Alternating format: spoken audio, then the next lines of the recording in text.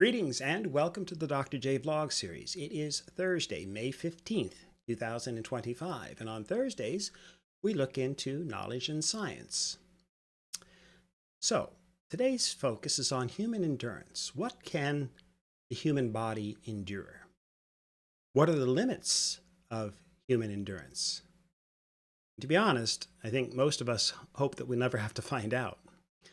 And thankfully, our ancestors certainly must have pushed themselves beyond what perhaps they perceived as possible, and they were able to survive under the harshest conditions, exploring new lands, figuring out where to obtain the necessary energy and foodstuffs, and literally learning how to survive under the harshest conditions imaginable. And so we're all the beneficiaries of these tremendous evolutionary boosts, if you will, that span generation upon generation.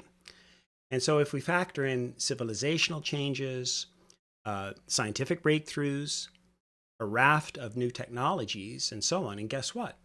Well, most of us can live quite comfortably and for far longer than our ancestors ever did, at least on average. And so most of us adults in North America have grown up without having to work unconscionably long hours in the fields or in coal mines or on the weaving looms that my grandparents on my father's side had to work in as immigrants to the U.S. in the late 19th and early 20th century. In fact, most of us were able to survive or grow up without having to tax our bodies physically to any great extent, especially again with the modern amenities that most of us have enjoyed. And in that sense, indeed, most of us can get by without having to do regular extended periods of hard physical labor. Now, some people continue to do physical labor, and that's their main occupation. In fact, we still have a large segment of the population who, again, engage in different forms of manual labor as their primary job. So millions of people across Canada and the United States work in agriculture, in logging, or mining, all kinds of manufacturing industries, loading and transport, and of course construction. And there are still many vital trades that involve specialized training and expertise, and yet mainly involve physical labor as well, especially associated with construction. So if you're talking about plumbing and HVAC and electrical, etc. But even so, most days and most people who work in these varied jobs work very reasonable hours and hopefully under reasonable conditions for that matter as well. So whatever the nature of their manual labor, we're pretty good at figuring out what are these reasonable limits, what can be expected, what can most people who work in the different fields endure, just as we have a pretty good idea of what most people can do in office environments and so on. And all that stuff is much more highly regulated for the most part. As for myself, like so many youngsters growing up, I started in the paper delivery business, at least for a period of time. But what I remember most were the 4 years that I spent as a young man in landscaping. So that was my main source of income. That was my primary job for about 4 years. And I seriously considered staying in the field. But then I opted to go to grad school instead. And now here you see me all these years later.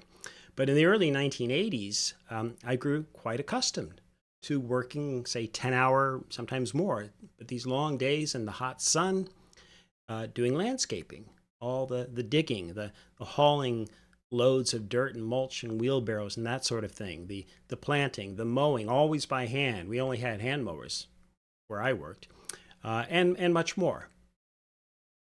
And the body would just adapt to the stresses and the strains and the rhythms of being a full-time landscaper. And even after a long day on the job, whenever possible, I'd still look forward to trying to play full court basketball, the local park or the pool, even in the evening, as my favorite way to unwind. And so how much can we really endure then? Well, let's start then with the physiological, the basics of human biology and physiology. So we are obviously these biological beings. Our bodies do a remarkable job of maintaining homeostasis. I'm sure you're all familiar with the term. That is that ideal habitable zone for our bodies in terms of things like our body temperatures, again, which should always be within a certain minimal range, oxygen uptake, our blood pH levels, right? So our pH levels should be around 7.4. That is slightly alkaline, and more so than acidic. Like acidic, I think it's at 7 and below, or below 7, we venture down the acidic side of the scale. And so again, our pH levels are supposed to be relatively close to that optimal level of 7.4, because that helps then with our digestion and our breathing, our cellular activity, and our levels of fatigue.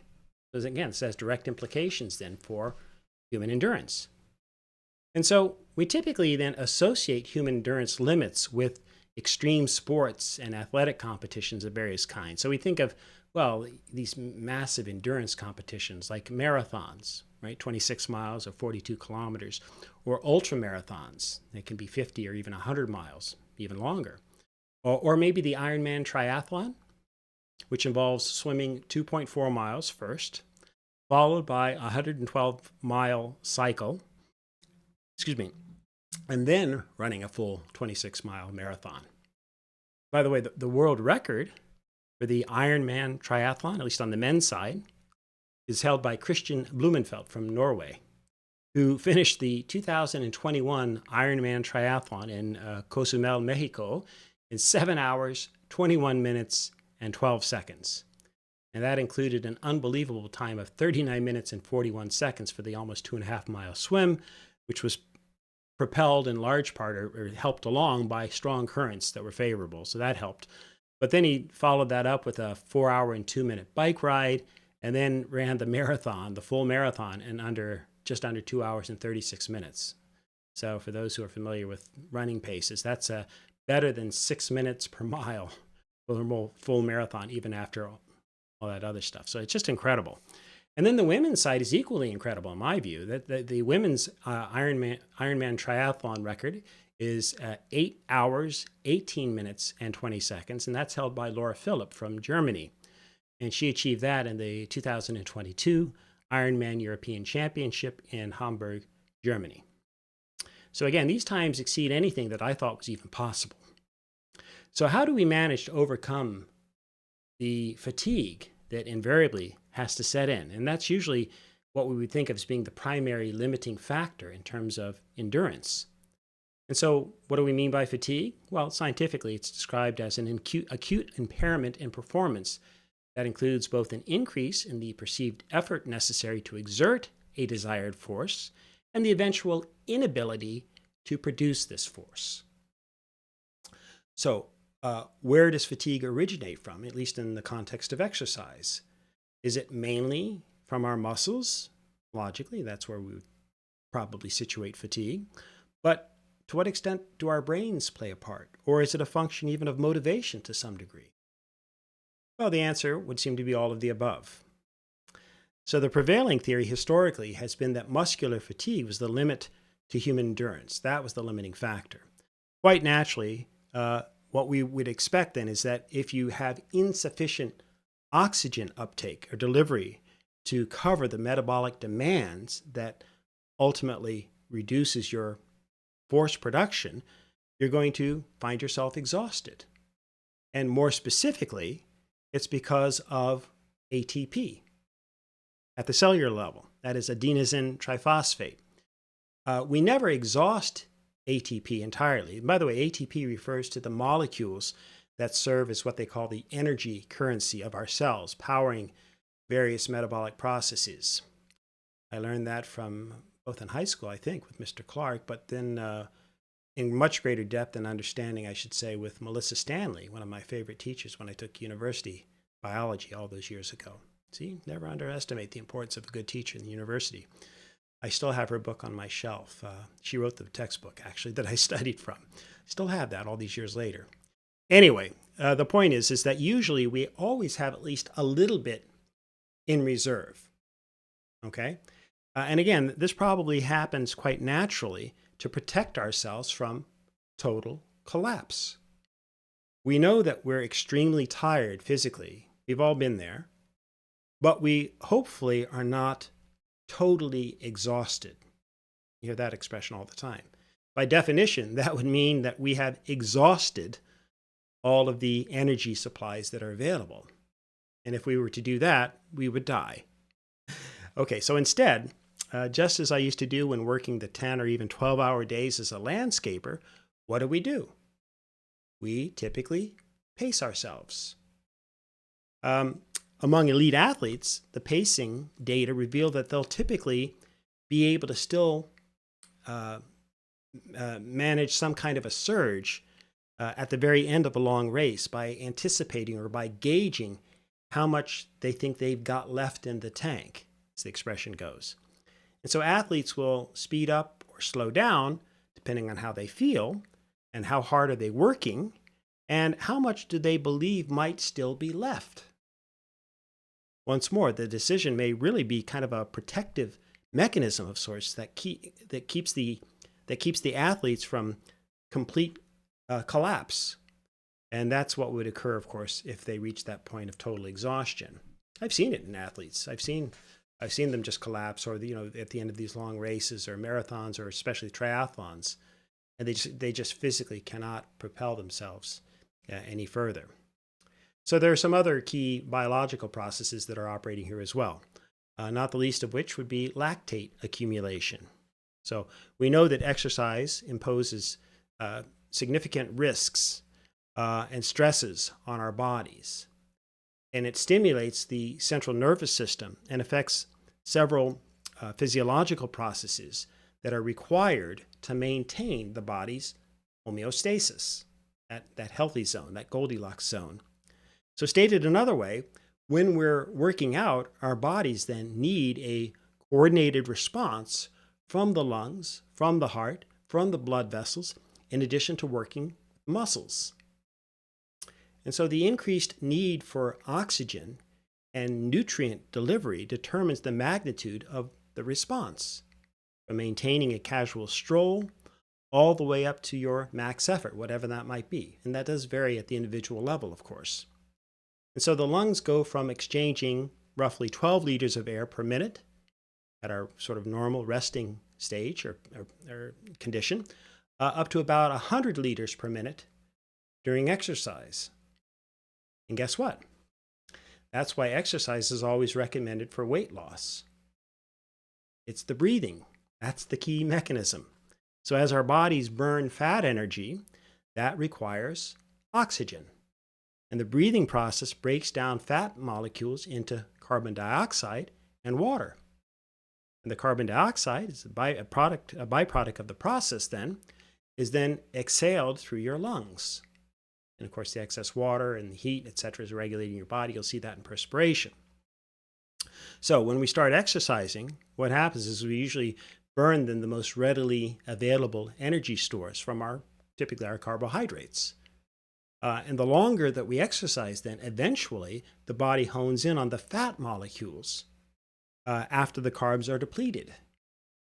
And that's where we really start to burn the fat and we start to lose the weight.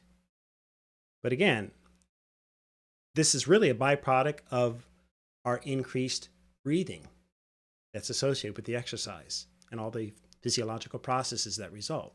So I guess what I'm saying is, if nothing else, just breathe more each day. And yes, you will lose a little bit more weight. Of course, breathing is a physical exertion as well. It's typically one we do naturally, obviously, autonomically. But if we force ourselves to breathe more and more rapidly, that's a bit of work too, believe it or not. Okay, anyway. By the same token, your heart starts to work harder, obviously, as well. And the heart, which normally circulates about 5 liters of blood per minute at rest, will increase the output as much as 4-fold when the muscles start to increase their oxygen demand with your workouts. But of course, that demand comes at a cost as well. So with increasing intensity, blood lactate levels rise, or lactic acid. And that indicates the transition to a greater reliance upon glycolysis, that is the breakdown of glucose to produce energy for muscular contractions. So lactic acid is then primarily generated during intense exercise when the body just can't get enough oxygen to meet its energy demands. And when lactic acid builds up, we feel our muscles really start to burn and we struggle. And along with the buildup of other metabolites like inorganic phosphates and hydrogen ions, these conditions collectively then impair muscle contractions, thus leading to muscle fatigue. And so we reach the point at which lactate accumulation rises and indicates then the inability for aerobic respiration and fatty acid breakdown to keep pace with the energy demands. And so in sum, we all have a lactate threshold, an LT, or the maximal lactate steady state, beyond which endurance becomes limited and fatigue rapidly sets in. And so that then requires either, or most typically, a reduction of effort or cessation of the activity altogether to allow the body to recover. But our LTs, that again, our lactate thresholds, our LTs are malleable, changeable. You can train to increase the exercise intensity at which your thresholds occur. From 65% maximal aerobic capacity, sometimes called VO2 max in the exercise industry, in less fit individuals, up to about 95% VO2 max in the top or the most elite athletes. So, more specifically then, lactate handling and clearance can be improved by strategically training near our LT levels, okay, through interval training, through various other strategies to improve overall fatigue resistance at higher exercise intensities. That's why we train. And then there's glycogen depletion, right? So this is another important aspect of fatigue. That is the diminished carbohydrates or blood glucose that's available. And this is what causes glycogen depletion. And this is also known, by the way, colloquially as hitting the wall or bonking. You're involved in some endurance activities. And again, this happens when you have insufficient carbs that are available either from your stored sources in your muscles and liver glycogen, or from exogenous sources, which are the carbs that you're consuming before and during your workouts. Now, since the body can only store about 1,500 to 2,000 calories worth of carbs at any given time, the supply of energy that we have available will always be limited.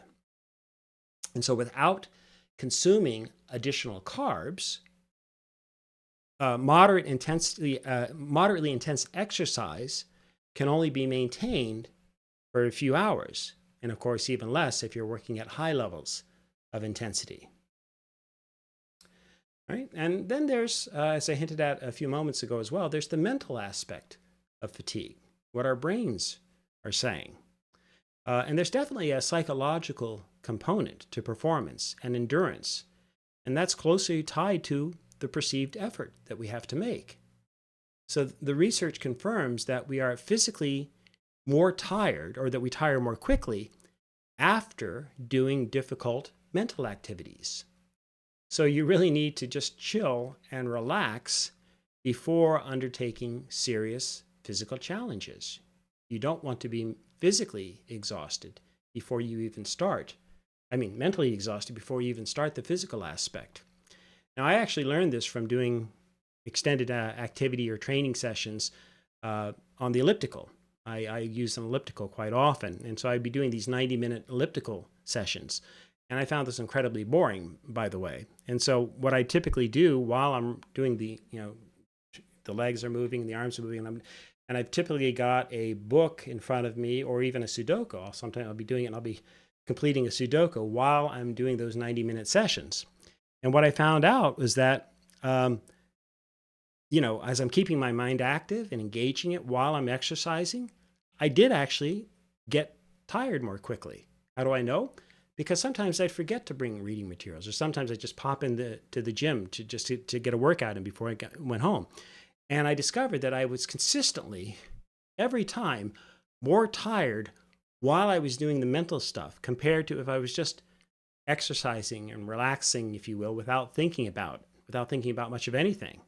Okay? And it's remarkable then how the direct connection, if you will, between our psychological state and our brain's interpretation of what's happening and our physiological states.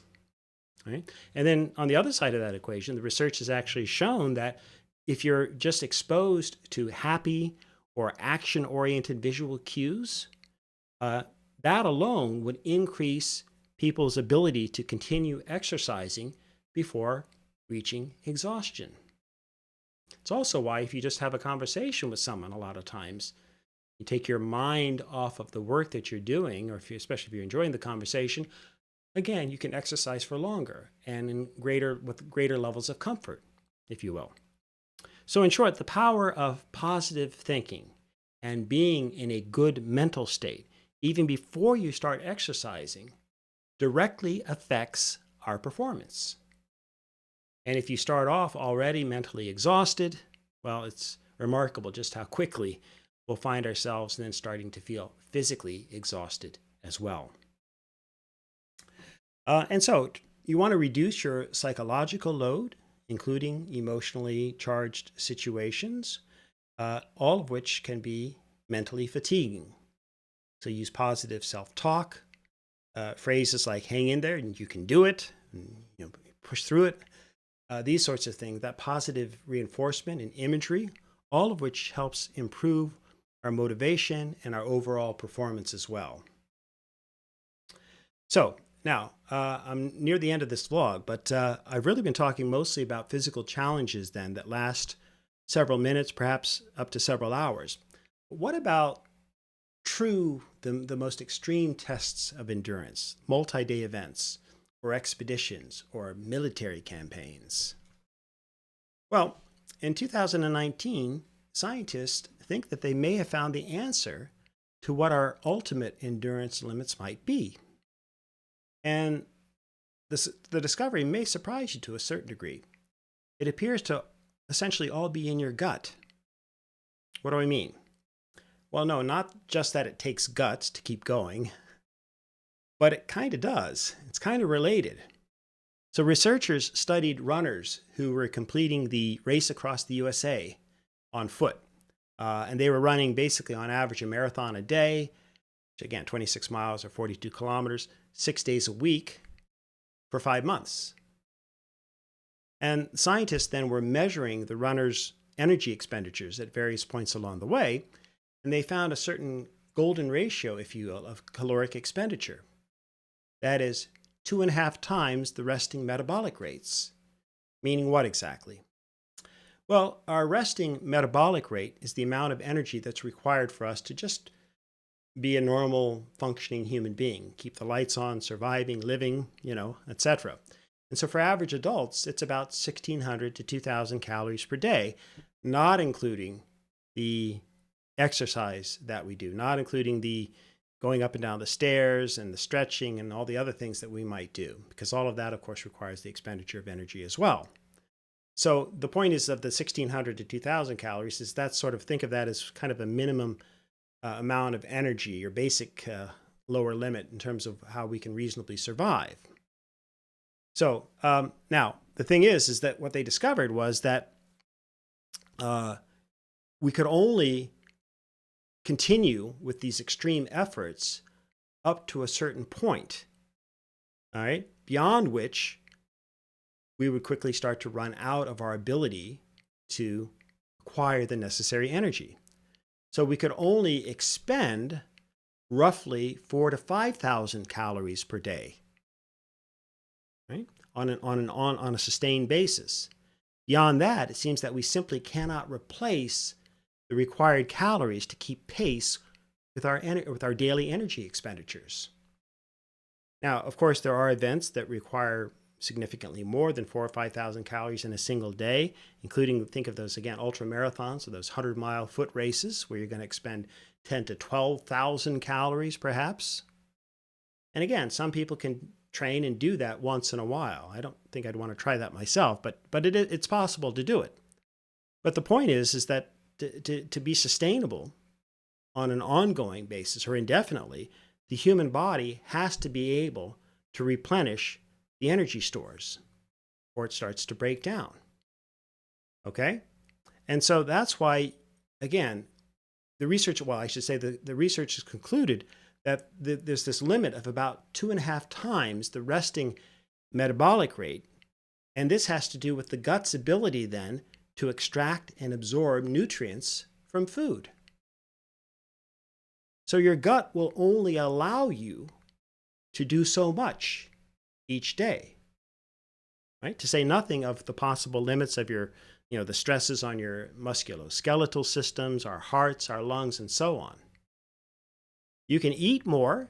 You can hope to be able to exercise longer, but you can only eat so much in a day, day after day, and efficiently process that information, digest that foodstuffs, and convert that into the energy that you need. So yeah, we have to pace ourselves in that sense and not overexert. So we could do a marathon a day, believe it or not, because we can actually build up the endurance, and that is within our ability to process enough food and convert that to energy. Again, there's a certain limit there, though. The evidence seems to suggest that you could run 3 or 4 marathons in a day, once in a blue moon if you were so inclined, but you couldn't do that for weeks on end. Our guts just wouldn't allow that to happen.